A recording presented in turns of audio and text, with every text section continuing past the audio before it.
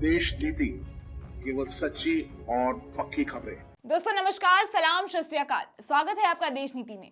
दोस्तों देश नीति के पिछले वीडियो में आपने देखा होगा कि कैसे मोदी जी इस बार के इलेक्शन से निष्कासित हो सकते हैं।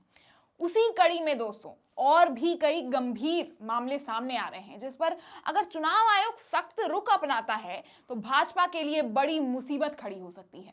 किन गड़बड़ियों की वजह से मोदी जी की मुश्किलें और बढ़ने वाली है, एक एक कर आपको विस्तार से बताऊंगी। आप पहले ये इंडियन एक्सप्रेस का अखबार का पहला पन्ना देखिए।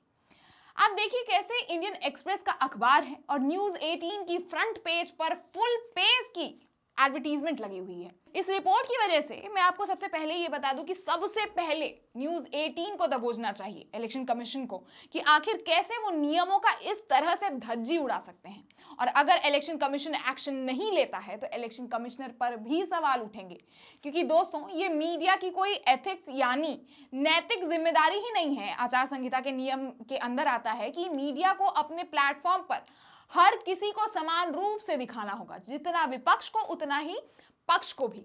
लेकिन अब आप न्यूज 18 के इस विज्ञापन को गौर से देखिए। मोदी जी का मुस्कुराता हुआ बड़ा सा फोटो है। दोस्तों अगर इनके लोगों पर ध्यान न जाए तो पता ही ना चले कि विज्ञापन मोदी जी का है या न्यूज 18 का। ऊपर मोदी जी की तस्वीर, नीचे उनके मंत्री, बगल में राइजिंग इंडिया। अब ये चैनल किसका है? अंबानी जी का। इनके प्रसिद्ध चेहरे कौन कौन से हैं? रूबिका लियाकत, अमन चौधरी, अमिश देवगन। अब किस काम से ये प्रसिद्ध हैं वो आप अच्छे से जानते। लेकिन क्या आपको एक भी न्यूज 18 का पत्रकार दिख रहा है? इस पहले पन्ने में सिद्धार्थ मल्होत्रा तक की तस्वीर है। आप सोचिए कॉन्क्लेव इवेंट न्यूज 18 का है, लेकिन बड़े फोटो में तस्वीर किसकी है? नरेंद्र मोदी, अमित शाह, नितिन गडकरी, जयशंकर, स्मृति ईरानी। बाकी दोस्तों आपने टाइटल देखा, राइजिंग इंडिया, एक मीडिया संस्थान जिसका काम था इस समय सरकार से पिछले 5 सालों का हिसाब लेकर जनता को दिखाना। वो कर क्या रहा है? मोदी जी के स्लोगन राइजिंग इंडिया को अपने कॉन्क्लेव यानी अपने सबसे बड़े शो का नाम बना दे रहा है। इनका काम था पूछना कि क्या भारत राइजिंग है, आंकड़े निकाल के सरकार से सवाल करे। लेकिन क्या ही बोला जाए अब गोदी मीडिया पे। वैसे इस मुद्दे पर खुद दयाशंकर मिश्रा ने भी chief election commissioner Rajeev Kumar से सवाल किया है। वो ट्वीट कर पत्र लिखते हैं, डियर राजीव कुमार, मुख्य चुनाव आयोग, आप और आपके बाकी 2 आयुक्त अखबार पढ़ते होंगे, टेलीविजन भी देखते होंगे। आज के इंडियन एक्सप्रेस में जो इमरजेंसी में खड़े होने की चुगली करते नहीं थकता, यह विज्ञापन छपा है। भारत की सबसे बड़ी और ताकतवर मीडिया कंपनी राइजिंग भारत कर रही है, जबकि भारत का उदय हो चुका है, भारत विकसित है। खुद प्रधानमंत्री कई बार यह बात कह चुके हैं। कंपनी चाहे तो कार्यक्रम का नाम बदल सकती है, क्योंकि विरोध करने वाले विज्ञापन दाताओं के यहां जाने के लिए ईडी तैयार है। टेलीविजन में यह विज्ञापन कहां आता है मुझे नहीं मालूम, मैं टीवी नहीं देखता। इसके वक्ताओं में प्रधानमंत्री नरेंद्र मोदी से लेकर सिद्धार्थ मल्होत्रा तक शामिल है, लेकिन विपक्ष गायब है। क्यों भैया? मुझे आपकी तरह शायरी नहीं आती, इसलिए सीधे सीधे लिख रहा हूं। सरकार के सारे मंत्री शामिल हैं जो लगातार उपलब्धियों का जिक्र करते रहते हैं, सवालों के जवाब नहीं देते, सवाल करने वालों की नौकरी छीन लेते हैं, सभाओं में गोली मारने का आह्वान करते हैं। प्रसून जोशी भी शामिल हैं। प्रसून जोशी के सवाल आपको आज भी गुदगुदाते होंगे जो उन्होंने प्रधानमंत्री के अपने महानतम साक्षात्कार में पूछे थे। वह सारे लोग शामिल हैं जिनके पास जीभ है लेकिन जबान नहीं है। यह आयोजन पूरी तरह से निर्वाचन आयोग के गाइडलाइंस का उल्लंघन है। मीडिया का काम समान अवसर उपलब्ध कराना है, निर्वाचन आयोग का काम इसकी निगरानी करना है। यह आयोजन 2 दिन केवल दिल्ली में नहीं होगा, गली गली में मौजूद कंपनी के टीवी चैनल इसे जन जन तक पहुंचाएंगे। इनमें विपक्ष का ना होना आचार संहिता का खुला उल्लंघन है। इलेक्शन कमीशन को इस पर तुरंत प्रभाव से कार्यवाही करते हुए एक्शन लेना चाहिए। विपक्ष का इसमें नहीं होना विपक्ष के साथ ही देश के उन दर्शकों का भी अपमान है जो बेरोजगारी के भीषण समय में इस तरह के चैनलों पर अभी भी पैसा खर्च कर रहे हैं। विपक्ष को ऐसे सभी चैनलों का बहिष्कार करना चाहिए जो उनका इस्तेमाल कर रहे हैं, लेकिन अपने मंच का उपयोग केवल सत्ता को करने दे रहे हैं। आपकी शायरी का मुरीद नागरिक तब तक आप कलीपुरी के मीडिया के निधन की घोषणा वाला अद्भुत भाषण और पत्रकारिता के बॉक्सिंग में बदलने की कहानी सुनिए। चैनल को लाइक और सब्सक्राइब करना बिल्कुल मत भूलिएगा।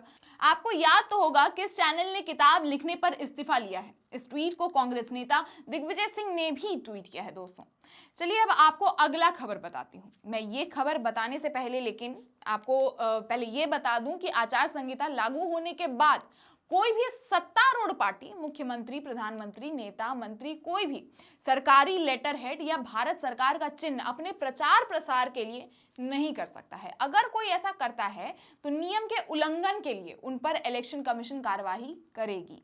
लेकिन फिर से राजीव कुमार की इस पर कोई नजर नहीं पड़ी।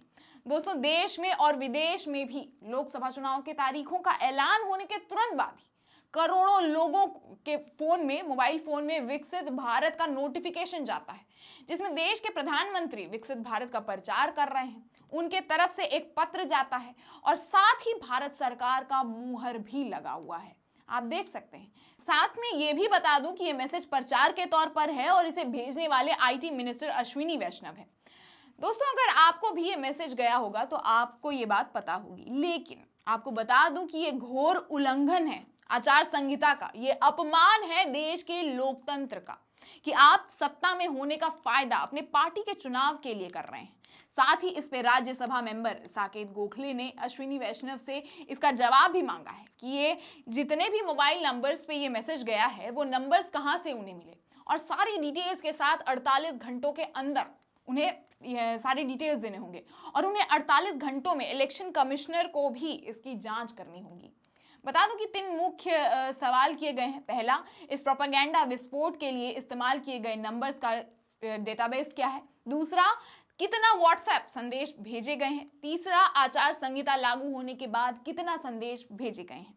ये खबर और देख लीजिए। ट्रिब्यून इंडिया लिखता है 2019 में हुए इलेक्शन में धांधली को एक बार फिर बताया है उसने कि कैसे पिछले लोकसभा इलेक्शन में यूनियन मिनिस्टर पीयूष गोयल के भाई जो थे बीजेपी के प्रोपेगेंडा फैलाने की चीजें इलीगल वो मैन्युफैक्चर कर रहे थे। केंद्रीय मंत्री से जुड़ी एक फैक्ट्री पीयूष गोयल के भाई को 2019 के आम चुनावों के दौरान अवैध रूप से भाजपा प्रसार सामग्री बनाते हुए पकड़ा गया था। पीयूष गोयल जनता को आश्वासित करे कि उनका भाई अब अवैध रूप से भाजपा का प्रचार नहीं कर रहा है। बाकी दोस्तों इस रिपोर्ट को पढ़ते वक्त भी मेरे मन में कुछ सवाल आए थे कि क्या चुनाव आयोग मोदी जी पर या भाजपा पर कोई एक्शन लेगा? क्या उनमें इतनी हिम्मत है? क्या न्यूज 18 इंडिया के ऐसे विज्ञापन के बाद उन पर पत्रकारिता की हत्या करने का आरोप इलेक्शन कमीशन उन पर लगाएगा?